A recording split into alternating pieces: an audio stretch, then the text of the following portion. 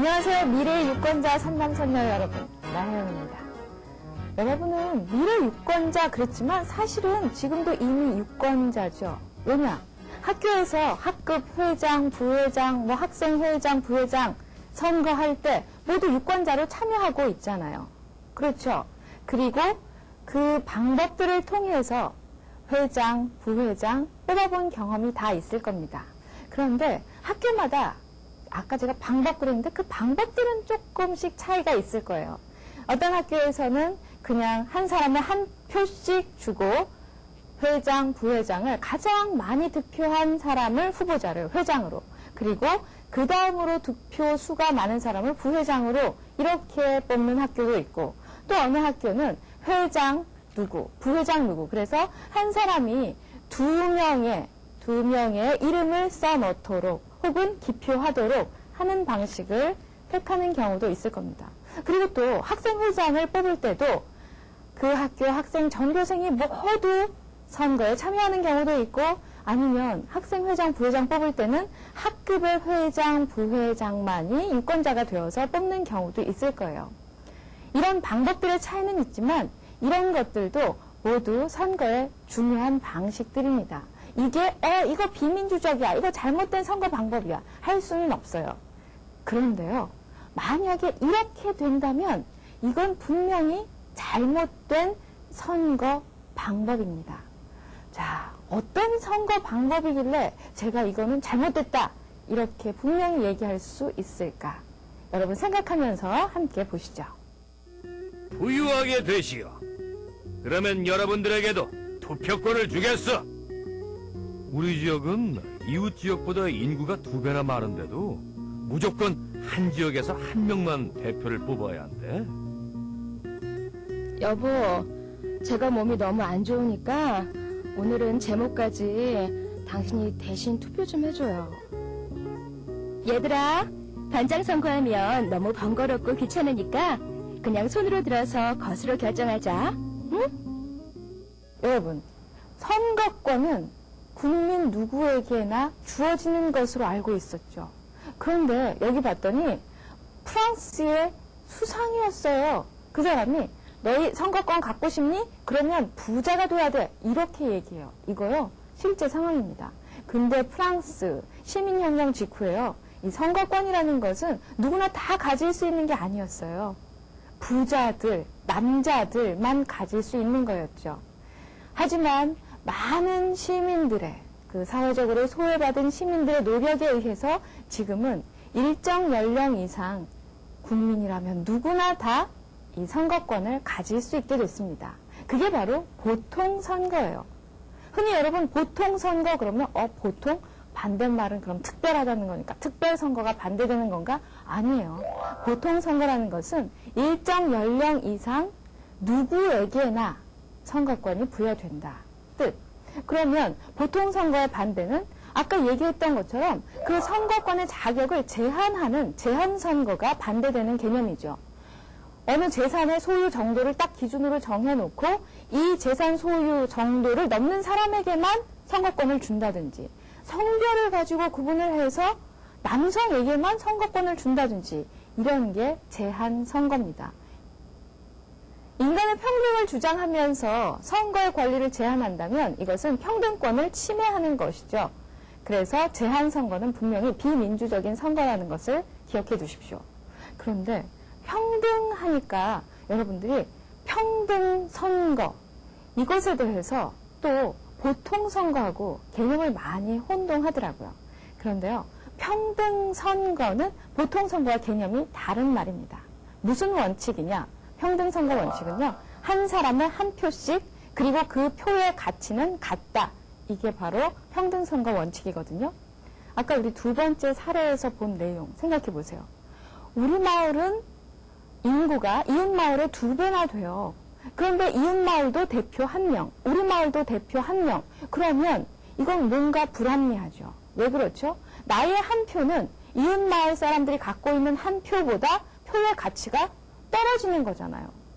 만약에 우리 마을의 인구가 이웃 마을의 2배라면 우리 마을에서는 대표가 2명 나와야 돼요. 그래야 한 사람이 행사한 그 한 표의 가치가 다 같은 거죠.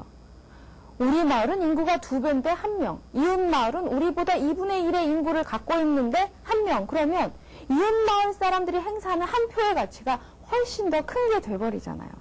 그래서는 민주선거라고 할 수 없습니다.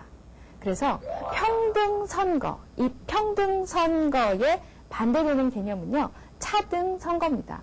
표의 가치가 다르다는 거예요. 1인 1표, 그리고 각 사람이 갖고 있는 표의 가치는 모두 동일하다가 아니라 사람에 따라서 갖고 있는 표의 가치가 다르다. 만약에 내 표의 가치가 100이라면 이웃 사람이 갖고 있는, 이웃마을 사람이 갖고 있는 표의 가치는 200이 되어버리는 경우, 이것은 분명히 평등선거의 원칙에 어긋나는 겁니다. 아까 제시된 사례가 어떤 선거 원칙에 어긋나는 것인지 이제 이해가 되시죠? 자, 그리고 세 번째 사례, 뭐 살펴봤었죠? 엄마가 몸이 안 좋으시대요. 그렇다고 아빠 보고 내 목까지 투표를 해달라고 했어요. 그러면 이건 어떤 선거의 원칙에 어긋나는 걸까요? 그렇죠. 바로 직접 선거입니다. 우리가 갖고 있는 권리 중에는요, 다른 사람에게 위임하거나 혹은 대리인을 통해서 실현할 수 있는 권리들도 있어요. 하지만 이 선거에 관한 권리만큼은요, 본인이 직접 해야 합니다. 다른 사람을 통해서 할 수 없어요. 그래서 직접 선거의 반대말은 간접 선거 아니고요. 뭐죠? 대리 선거입니다. 이해가 되시죠? 직접의 반대는 간접이니까 직접 선거의 반대말은 간접 선거야. 그렇게 말씀하시면 이젠 안 됩니다. 직접 선거는 본인이 대리인을 통하지 않고 직접 해야 되는 것. 그것도 민주 선거의 원칙. 그리고 네 번째 사례 뭐 있었죠? 그래요. 선생님이 반장 선거 하는 거, 야, 일일이 그거 투표용지 나눠주고 걷고 하기 귀찮으니까 그냥 우리 손들어서 하자. 그러면 여러분, 만약에 손들어서 했다고 생각을 해봅시다. 누군가 반장이 됐어요. 그러면 그 반장은, 쟤는 나랑 친한 줄 알았더니 쟤는 딴 놈을 찍었어? 쟤 앞으로 나 미워할 거야. 이러면서 자기의 감정이 개입되어서 어떤 공적인 일을 처리할 때 그 사람에게, 자기를 찍지 않은 사람에게 불이익을 줄 소지 있을 수 있죠. 그리고 또 나는 정말 이 친구와는 친하지만 아무래도 이 친구보다는 학급 회장으로서는 저 친구가 더 뛰어난 것 같아 라고 생각하는 친구도 있을 텐데, 그런 친구의 권리, 대표자를 뽑을 수 있는 권리 보호해줘야 되잖아요. 그래서 필요한 게 뭐다? 비밀 선거의 원칙입니다. 내가 누구에게 투표를 했는지 밝히지 않을 권리죠. 이것에 반대되는 개념은 뭘까요? 그래요. 야, 우리 손들어서 결정하자. 이런 것처럼 공개 투표예요. 보통 공산주의 국가들, 과거에 독재 국가들 보면은요, 선거를 하기는 하거든요. 그러면서 우리 민주적으로 선거 통해서 대표자 선출했어. 지지율 100%야. 이렇게 주장을 하지만 사실은 그건 믿을 수 없습니다. 왜냐하면 공개 선거를 많이 했어요. 그래서 만약에 그 공산당에서 미는 후보자를 뽑지 않잖아요. 그러면 그 사람에게는 불이익을 주었죠. 그런 불이익을 감수하면서 자기 소신대로 투표할 사람이 어디 있겠어요. 그렇기 때문에 이 민주선거의 원칙에서 비밀 선거는 굉장히 중요한 원칙입니다. 자, 민주선거의 4가지 원칙 이제 확실히 이해되셨죠? 반대되는 개념과 함께 이해해야 됩니다. 그리고 학교에서 만약에 선생님이 혹은 친구들이 야, 우리 귀찮으니까 그냥 공개투표를 하자 그러면 여러분들이 여기에 담긴 문제점을 지적하고 비밀 투표로 하자고 주장할 수 있어야 됩니다. 아시겠죠? 제가 누누이 강조하지만 이 선거에 관한 한 단순히 아는 데서 그쳐서는 안 되고요. 적극적으로 실천하는 것이 중요하니까요. 자, 다음으로 선거와 관련해서요. 또 여러분이 중요하게 알아야 될 제도가 있습니다. 바로 선거공영제인데요.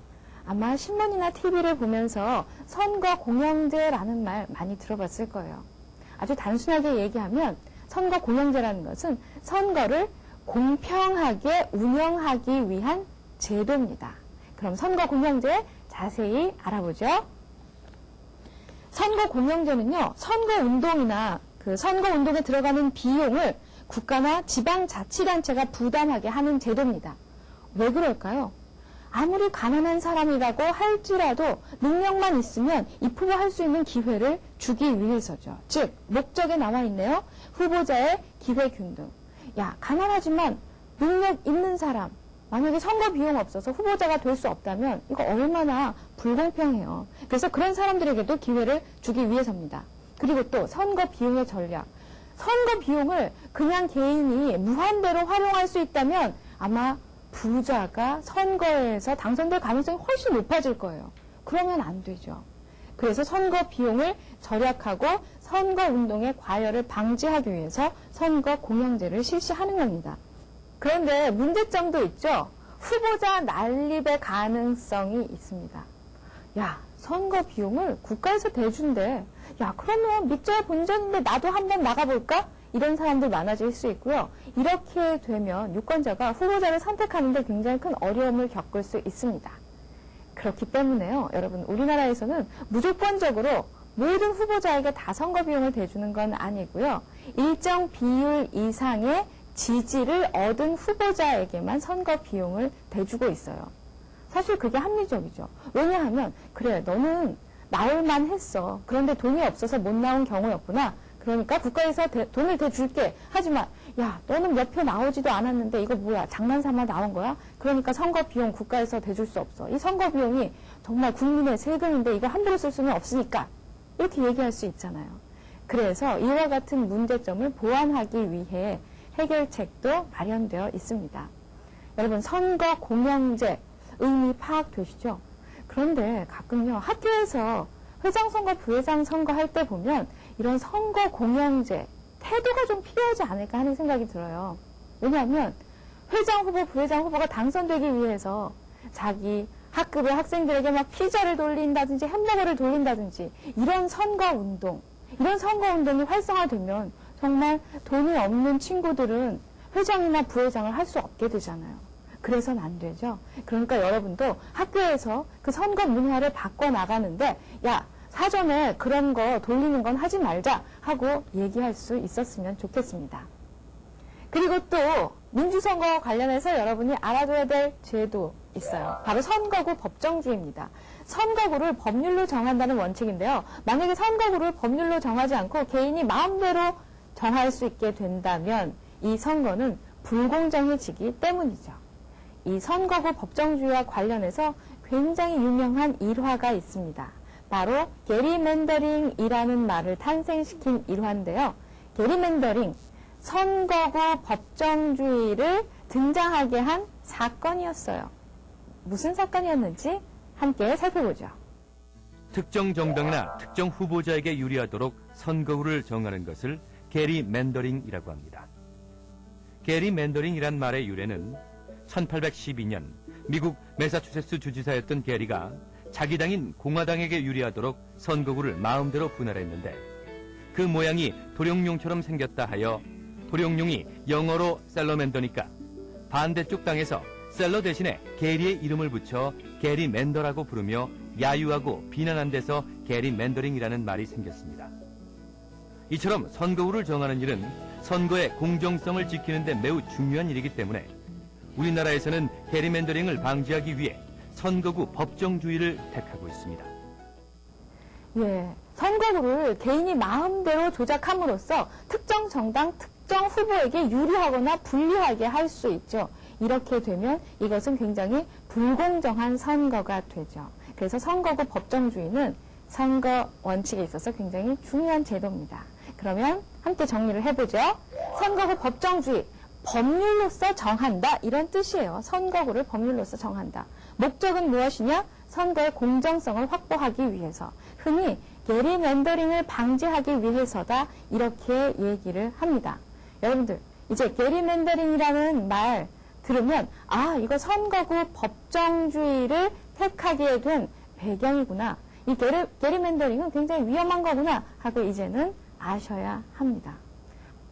와, 선거가 그렇게 단순한 게 아니죠. 그리고 그냥 선거를 한다고 해서 민주주의 국가야 이렇게 얘기할 수 없습니다. 어떤 선거가 중요하다고요? 그렇죠. 공정한 선거입니다. 공정한 선거가 이루어지지 않는다면 그건 선거라고 할 수 없습니다. 그 공정한 선거를 위해서 필요한 제도들이 민주선거의 4가지 원칙, 선거 공영제, 선거구 법정주의였어요.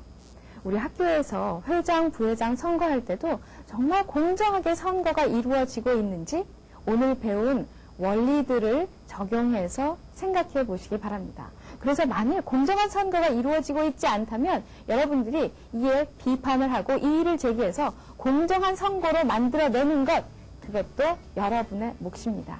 제가 여러 번 강조했죠. 단순히 아는 것에서 그쳐서는 안 되고요. 실천하는 여러분이 되어야 합니다.